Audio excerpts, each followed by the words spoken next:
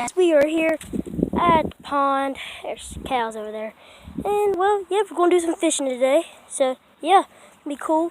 They're working on a goat barn over there. So, yeah, they said, hey, you can go fish. So I said, okay, I'm going to go fishing. Using, you can see right here, a spinnerbait and a beetle spin.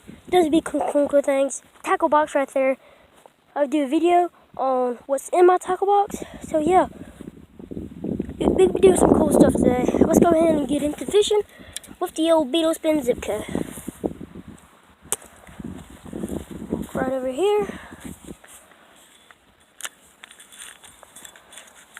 Yeah, okay, let's go.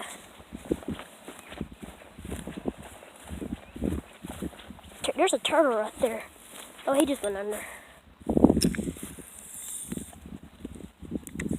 Cast it out and reel it in. Simple as that.